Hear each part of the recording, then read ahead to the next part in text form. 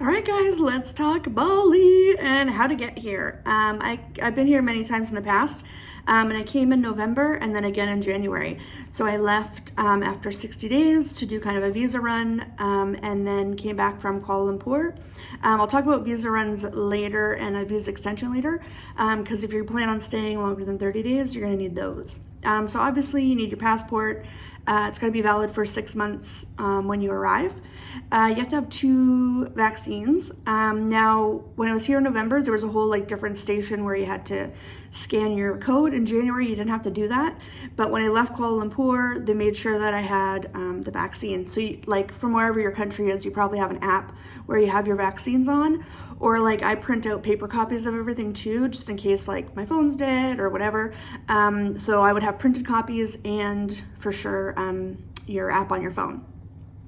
In November, you needed to have a Bali app specifically. I'll leave it on here. You could download it. I didn't need it in January, but they did mention it. I didn't fill anything out in the app at all, but I had it on my phone. So when I was here, they just asked if I had the app and I showed it to them. Again, in January, I didn't need it, but they did kind of mention it. So I just didn't delete it. I just kept it on there. And I'll leave the link in the description so you can just find that easy. You also have to fill out a declaration form. Pretty self-explanatory, but they do give you a QR code. So you have to scan that when you get into the airport. And then they actually asked me for my onward ticket, so to prove that I was leaving. So my onward ticket was for 60 days. So you just have to make sure that you mention that you're going to get the extension, because when you arrive, depending on the country you're from, I'll leave a link for a website so you can check what your qualifications are. So I'm from Canada, so you can get a 30-day on arrival. It's 500,000 IDR, which is about 50 Canadian or 35 US, and you just pay right in the airport. And then so if you want to extend, you can. It's just you have to go to the immigration office. It's a whole nother thing, but then you can stay for the 60 days. They give you this little piece of paper. Looks like this. Just make sure you keep it, because if you lose it, you have to pay a fine when you're leaving. Another couple things I wanted to add was insurance, like travel insurance. I wouldn't travel without travel insurance. There's just so many stories, especially here. Surfing accidents, scooter accidents, things just happen. So I use Safety Wing. I've used them for a few years now. I used to use a different one, but then kind of when COVID happened, that company kind of changed some rules and stuff. So I found that Safety Wing was just had a fuller coverage. I'll leave a link below. You can check those guys out. You can pay monthly with them, or you can pay ahead of time. So I usually like to pay as much as I can ahead of time. So it's one more thing I don't have to worry about.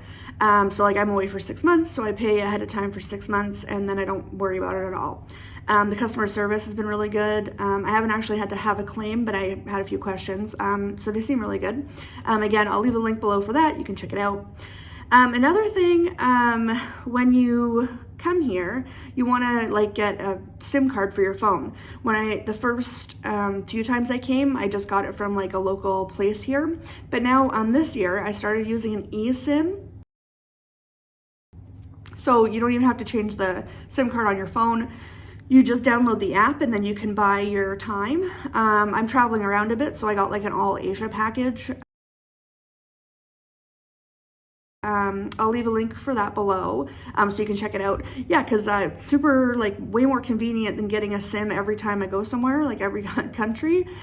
Huge time saver. And also, usually they're only valid for 30 days, so even when I was here, I stayed for 6 months one time, and it's every single month you got to go get another one. So it's kind of a pain. So the eSIM, you can load it. It was super convenient.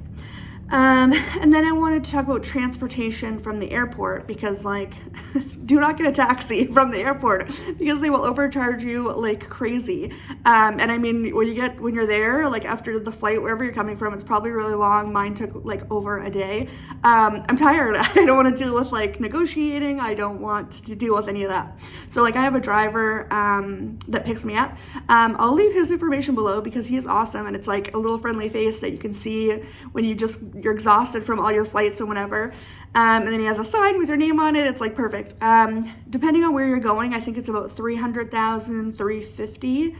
So about like $35 Canadian to get pretty much anywhere that you're going to be staying here. Yeah, I'll leave his information below because he's been awesome. So I use him for transportation from the airport and to the airport.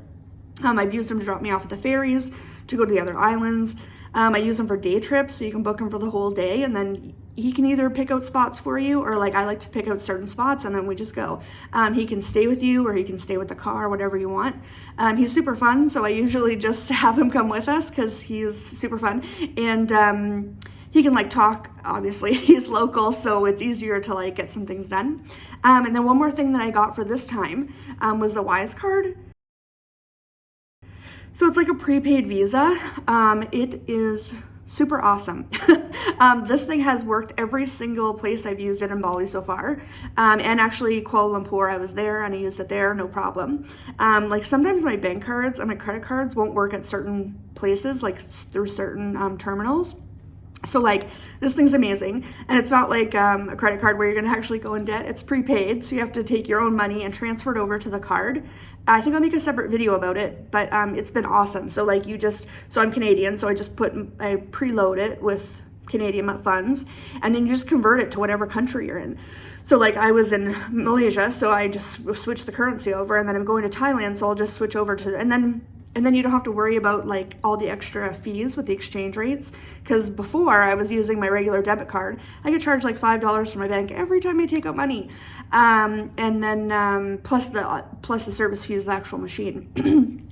And then the card gives you a really good exchange rate too.